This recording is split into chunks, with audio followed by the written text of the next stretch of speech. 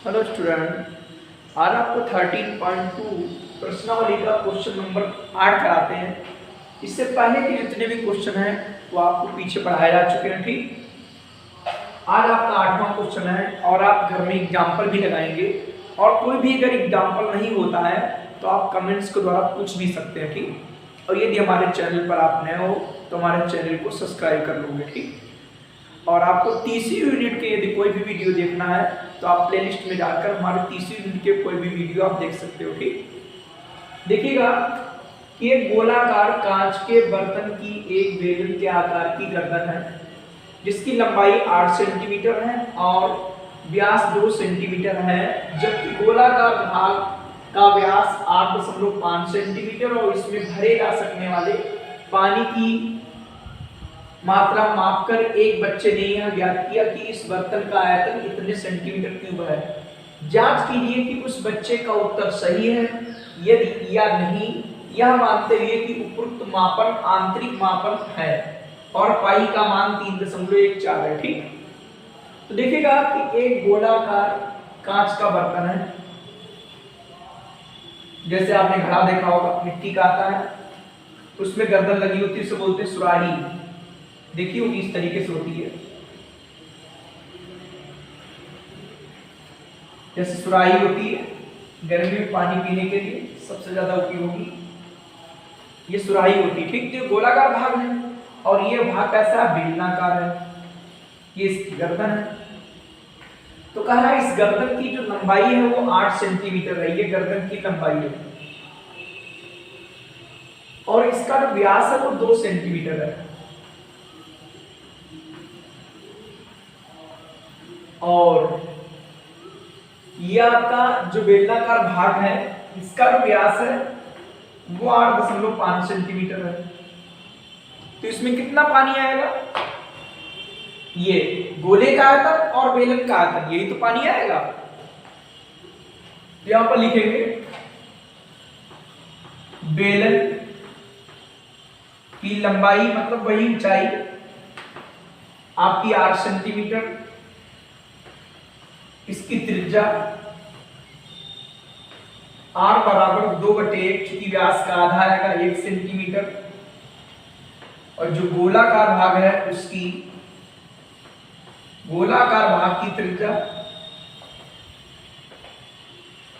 Capital R लिख लीजिएगा, 8.5 है, व्यास है, अपान में आएगा 2, ये सेंटीमीटर हो गया। ठीक, त्रिज्या निकालेंगे। अब बर्तन में पानी का आयतन, बर्तन में पानी का आयतन बराबर क्या आएगा, बर्तन में पानी का आयतन बराबर बेलन का आयतन प्लस गोले का आयतन।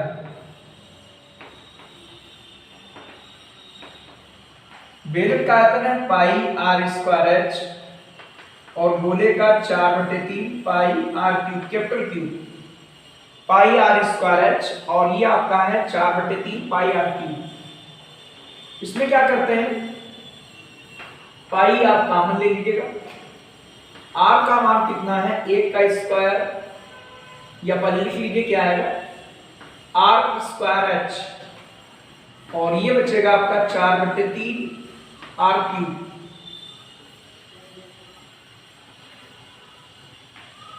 पाई कॉमन ले लिए r²h, इससे पाई कॉमन लिया 4/3 पाई r³, पाई का मान रख देंगे 3.14, पाई का मान 3.14, r का मान है 1 का स्क्वायर, r का मान आपका 1 का स्क्वायर, और h आपका क्या आएगा, h का मान दिया 8, ये 1 का स्क्वायर या 8, 4/3, r का मान दिया है 8.5 अपान 2, 8.5 अपान 2, 8.5 अपान 2, क्योंकि आपका 3 बार लिखना पड़ेगा, तो 2 दूनी 4 है आपका कैंसिल,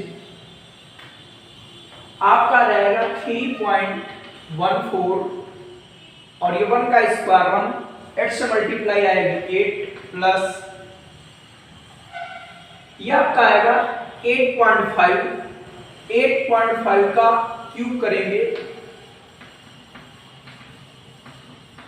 इसकी मल्टीप्लाई कर देंगे और आपका 2 3 जा आपका 6 आएगा। यहां पर क्या करते हैं कि 6 लघुत्तम लेंगे, 8 6 48 आपका हो जाएगा और 8.5 का क्यूब करके वहां पर लिख देंगे।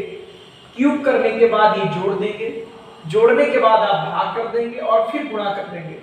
गुणा करने पर देखेंगे ये आयतन इतना आता है कि नहीं आता है। अगर आता है तो उत्तर सही, अगर आयतन इतना नहीं आता है तो उत्तर आपका गलत है और सही उत्तर क्या है वो लिखना पड़ेगा आपको। ठीक, तो इस तरीके से गुणा कर लेंगे, इतना आएगा।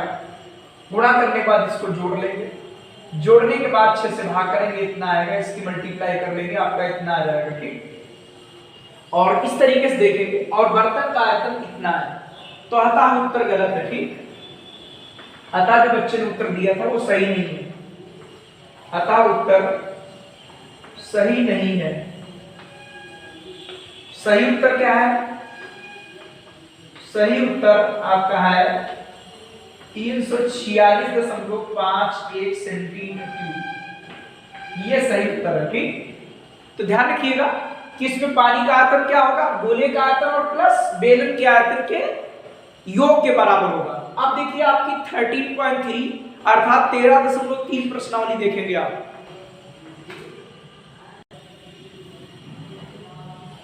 आपका 13.3 का क्वेश्चन नंबर फर्स्ट,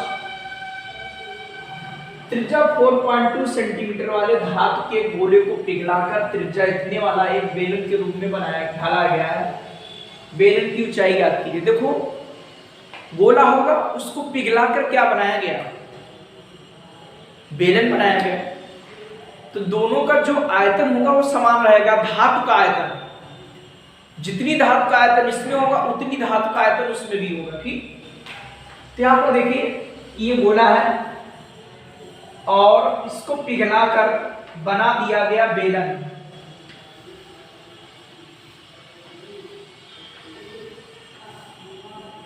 तो दोनों के आयतन समान होंगे चूंकि इसको पिघलाकर बनाया गया। ठीक, तो इसकी त्रिज्या कितनी है? धातु की त्रिज्या दी 4.2 सेंटीमीटर और इसकी त्रिज्या दी 6 सेंटीमीटर। पूछ रहा है इसकी हाइट ज्ञात कीजिए, अर्थात ऊंचाई ज्ञात करनी है। तो यहां पर लिखेंगे कि गोले की त्रिज्या, गोले की त्रिज्या कैपिटल आर बराबर 4.2 सेंटीमीटर। गोले की त्रिज्या कैपिटल आर बराबर 4.2 सेंटीमीटर और फिर क्या आएगी बेलन की त्रिज्या। बेलन की त्रिज्या स्मॉल आर बराबर 6 सेंटीमीटर और बेलन की ऊंचाई h आपको फाइंड आउट करनी है, निकालना है। ठीक, प्रश्न से लिखेंगे, प्रश्न से लिखेंगे कि बेलन का आयतन बराबर क्या आएगा, गोले का आयतन, क्योंकि गोले को ही पिघलाकर गोले का आयतन,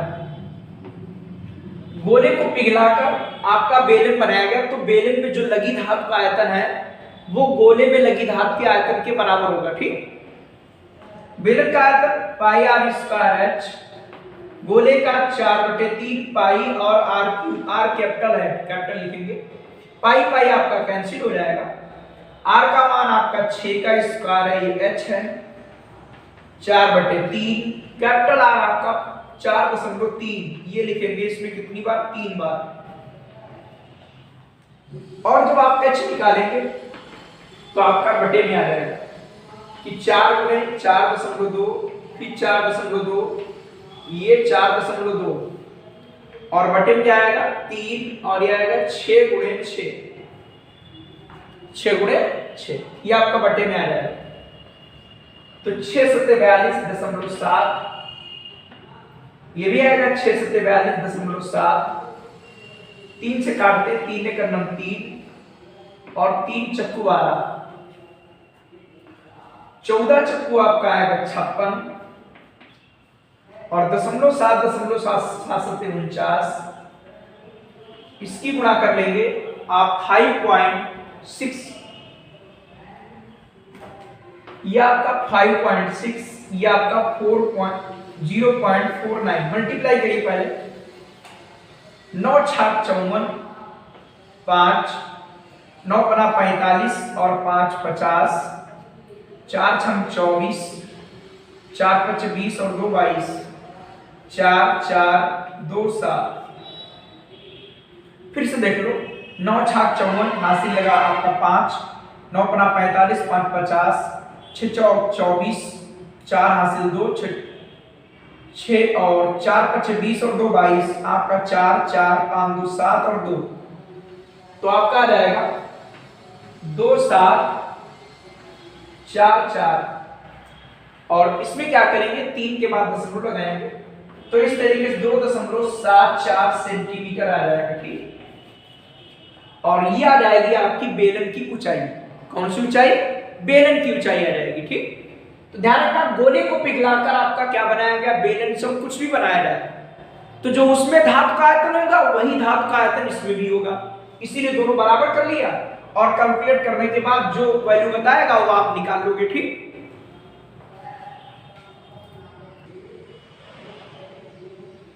क्वेश्चन नंबर आपका 2, क्वेश्चन नंबर 2 है कि क्रमशः 6 सेंटीमीटर, 8 सेंटीमीटर और 10 सेंटीमीटर त्रिज्याओं वाले धातु के 3 ठोस गोलों को पिघलाकर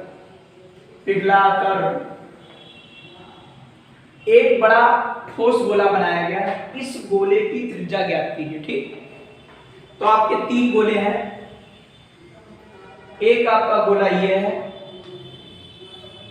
और इसकी त्रिज्या है 6 सेंटीमीटर,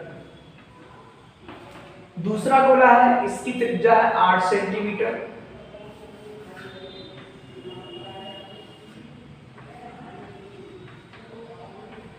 तीसरा गोला है इसकी त्रिज्या है 10 सेंटीमीटर। इन तीनों को पिघला दिया गया है, इन तीनों को पिघलाकर एक बड़ा गोला बनाया गया। इस गोले की त्रिज्या कह रहा पूछ रहा। ठीक, तो ये त्रिज्या मान लेंगे R1, ये मान लेंगे R2 और ये मान लेंगे R3 और ये R1 R कैपिटल निकालनी पड़ेगी। तो बताओ क्या होगा, ये मोस्ट इंपॉर्टेंट आपका क्वेश्चन है। ठीक, बोर्ड एग्जाम की दृष्टि से मोस्ट इंपॉर्टेंट क्वेश्चन है। इसमें क्या आएगा कि बने ठोस गोले का आयतन बराबर पहले गोले का आयतन प्लस दूसरे गोले का आयतन प्लस तीसरे गोले का आयतन। ठीक, तो यहां पर लिखेंगे कि पहले गोले का आयतन, पहले गोले की आयतन नहीं त्रिज्या लिख रहे हैं। ठीक, पहले गोले की त्रिज्या R1 बराबर है 6 सेंटीमीटर, फिर दूसरे, ये पहले गोले की त्रिज्या, ये दूसरे गोले की त्रिज्या, इनमें सबसे पहले लिखा करो कि क्या क्या दिया है। ये दूसरे गोले की त्रिज्या, अब तीसरे गोले की त्रिज्या, तीसरे गोले की त्रिज्या R3 बराबर 10 सेंटीमीटर मान लेंगे।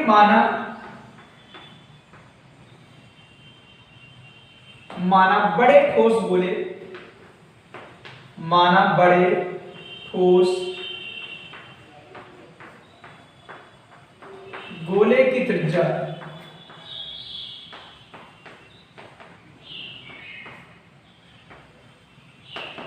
Capital R centimetre.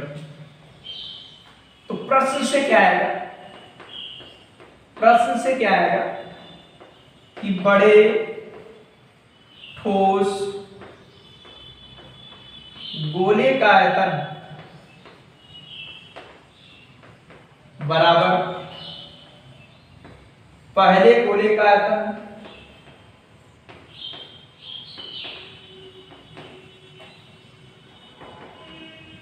प्लस दूसरे गोले का आयतन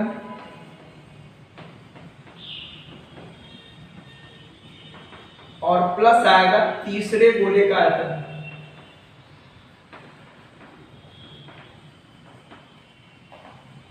तो बड़े गोले का आयतन क्या आएगा? 4/3 पाई कैपिटल आर क्यूब। पहले गोले का 4/3 पाई r1 क्यूब। दूसरे गोले का 4/3 पाई r2 क्यूब। तीसरे गोले का 4/3 पाई r3 क्यूब। 4/3 पाई r क्यूब, 4/3 पाई r1 क्यूब, 4/3 पाई r2 क्यूब, 4/3 पाई r3 क्यूब। इसमें क्या करते हैं, 4/3 कॉमन ले लीजिएगा, ये 4/3 पाई r क्यूब रहेगा, इसमें 4/3 और पाई कॉमन ले लीजिएगा, तो क्या आएगा r1 cube plus r2 cube plus r3 cube. 4/3 पाई पाई कैंसिल। कैपिटल आर आपको निकालना है। कैपिटल आर आप कैसे निकालेंगे देखिएगा,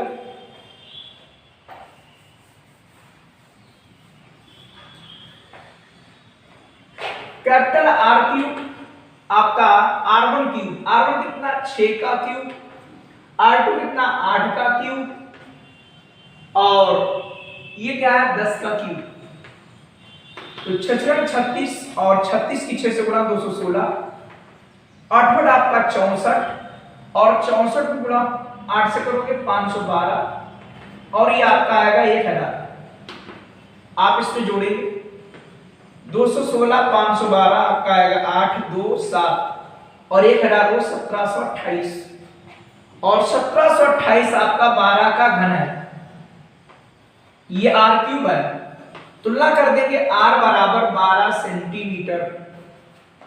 अतः जो आपका बड़ा ठोस गोला है उसकी त्रिज्या जो है 12 सेंटीमीटर है। ठीक, इसी तरीके से बोर्ड एग्जाम में क्वेश्चन आया करते हैं, वहां पर व्यास कभी कभी दिया होते हैं। ठीक, कि कभी कभी व्यास दिए होंगे और आपको त्रिज्या निकालनी पड़ेगी, ये कंफ्यूजन हो जाता है अक्सर। इसीलिए क्वेश्चन को आप क्लियर पढ़ेंगे ठीक कायदे से कि इसमें त्रिज्या दी है कि व्यास दिया। त्रिज्या दी तो त्रिज्या लिखेंगे और इसकी त्रिज्या पूछ रहा है तो इसकी त्रिज्या निकालेंगे। बात आपको समझना ही होगी। ठीक,